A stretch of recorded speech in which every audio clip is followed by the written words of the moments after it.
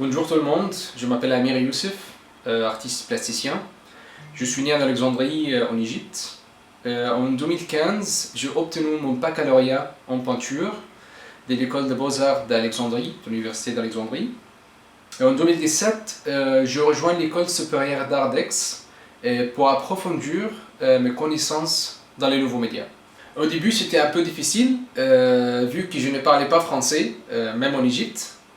Alors, je commençais avec mon excellent professeur de français à l'école, qui s'appelle Cécile, pour qui en fait je suis si reconnaissant.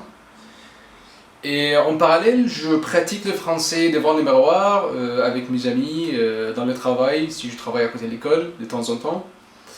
Et bien sûr, je regarde beaucoup de films d'animation en français. En 2015, j'ai obtenu un poste d'assistante d'enseignement à l'université d'Alexandrie. Et à ce moment, en fait, je commençais à réfléchir à comment je peux enseigner l'art. Est-ce que je devrais enseigner l'art académique que j'ai appris à l'université, ou est-ce que je devrais enseigner l'art d'aujourd'hui, ou l'art contemporain? Ces questions m'ont invité à m'orienter sur l'importance de la pédagogie de l'art. L'un des principaux domaines de ma recherche est le développement des modèles d'enseignement de l'art d'une manière qui découle naturellement l'activité artistique.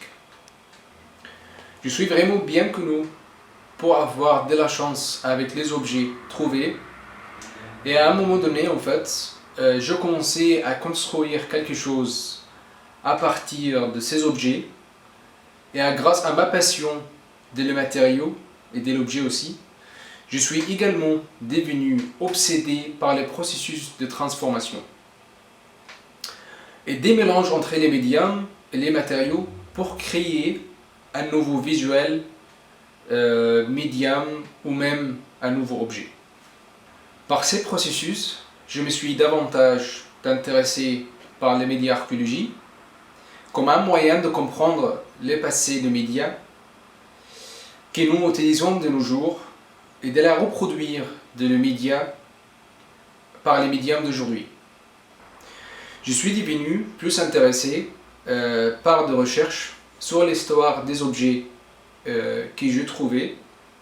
Par exemple, dans mon projet Recasting the Story, tout l'objet que nous avons vu dans ce film a été déjà trouvé quelque part dans différents endroits de différentes villes. J'aime cette idée d'engager l'espace et le public par mes installations, activées dans l'espace en utilisant une technologie automatisée.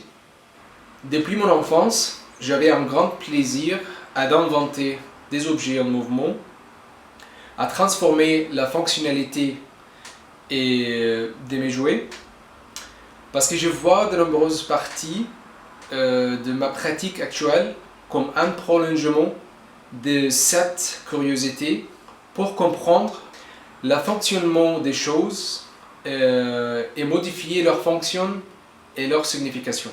L'art cinétique est mon outil pour créer une séquence d'événements, d'interactivité, même de l'environnement poétique. Oui, en 2018, j'ai eu mon diplôme national d'art de l'école d'Aix avec une mention d'évolution. Et pour le diplôme, je travaillais sur une série de projets qui interrogeaient et analysaient les récits et les événements survenus pendant mon service militaire de 2016 à 2017. En ce moment, l'absurdité de la guerre est devenue le centre de mes travaux après avoir réalisé que l'arme que j'avais l'habitude d'utiliser pendant ma période de service militaire qui ne fonctionne pas. L'un des récits qui m'ont inspiré pour créer une sculpture en glace ou pour utiliser la glace comme un médium dans mes projets, c'était l'histoire de Habakkuk, un projet de Britanniques pendant la Seconde Guerre mondiale de construire un porte-avions en glaçon par utiliser les techniques de Picret. Picret mélange de pâte à papier et de glace. Kinemaniac, le titre de ma recherche, et il se compose d'un deux mots, kinima, qui signifiait mouvement sous toutes ses formes, et maniaque, quelqu'un qui est obsédé par quelque chose. Ça, c'est un titre prévu qui se présente comme une personne obsédée par le mouvement. Et dans ma recherche, je me concentrer sur le rôle des mouvements de différents contextes, en particulier le panorama. En 2012, je faisais partie d'un groupe d'artistes égyptiens de Mas Alexandrie pour participer à la préparation d'exposition Documenta 13 à Kassel en Allemagne. En résidence d'un mois, j'ai donc commencé à assister l'un des artistes pour la période précédente de l'exposition. Après avoir cette expérience, je suis devenu plus sensible au sens et à la valeur des matériaux en assistant l'artiste américain Theaster Gates pour son projet Huguenot's House, et c'était un projet à l'occasion de l'exposition Documenta. Dans ce projet, Gates a rénové une maison délabrée avec l'aide d'artistes et de musiciens et transformé l'espace complètement, lui donner un nouveau but, sens et usage.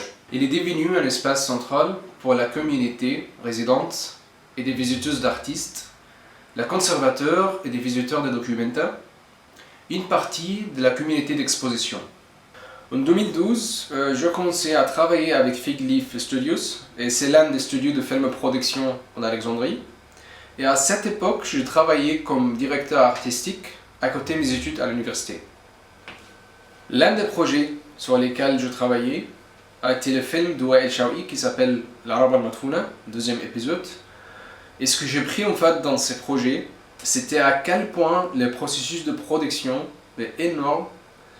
Et nous avons aussi voyagé d'un endroit à l'autre en Égypte, à la découverte de nouvelles villes en Égypte, mais à travers ce projet. Dans le cadre de mon diplôme en 2018, j'ai présenté le démarrage ou le plan du Floating Spaces dans le cadre d'un workshop à l'école avec un artiste invité qui s'appelle Nicolas Darro. Et l'idée c'était de créer une sculpture cinétique qui peut imiter le concept des derviches tourneurs, parce que qui m'intéresse en fait ce type de mouvement comme moyen d'être connecté à l'énergie supérieure. Et donc quand j'ai eu la proposition d'Art d'Égypte, je suis devenu plus intéressé parce que mon projet était à lieu de cet endroit, spécialement de l'espace de Beit Sahemi, parce que aussi cet endroit en fait représente la culture de ce genre de costume, ou de ce type de costume des derviches. Et en effet, j'ai pu réaliser la première partie de ce projet en France, et la deuxième partie était en Égypte. Donc j'ai commencé à réaliser une nouvelle forme qui peut représenter l'idée de la répétition. Et par là, j'entends et je vois les répétitions de l'histoire, mais avec une installation qui peut, en quelque sorte, activer l'espace. Le mouvement de l'installation a été activé par le présent du public, qui a rendu l'installation plus vivante dans l'espace et par le temps réel. Donc la présence du public jouait un rôle important dans le démarrage de la sculpture. De toute façon, l'artiste doit montrer son processus et sa recherche dans l'un des deux, ou peut-être dans les deux en même temps. Donc c'est lié à la recherche et la décision de l'artiste en même temps. Les galeries d'art sont généralement des petites entreprises qui exposent de l'art dans les buts de promouvoir et de vendre l'artiste. Donc les différences entre les deux, pour moi, c'est l'impact de l'œuvre d'art sur le public, et c'est ça ce que j'ai vécu en fait avec l'exposition de Reimagined Narratives en Égypte. Bon, je pense que c'est différent d'un artiste à l'autre, mais tant que l'artiste n'est pas satisfait, donc c'est un signe d'évolution. Ces moments, c'était quand je participais à l'exposition de Documenta 13 en tant qu'assistant d'artiste, et que je regardais un tel processus de préparation pour l'expo qui a lieu tous les 5 ans et peut à un moment donné remodeler les définitions et l'expression de l'art contemporain à travers des artistes internationaux du monde entier. Le but de l'art serait d'exprimer une idée, un sentiment, ou même une histoire à travers une œuvre artistique, esthétique ou non esthétique, mais parfois il n'y a pas d'objectif. En ce moment, j'ai fait un semestre d'échange à l'université d'art et design à Linz, en Autriche.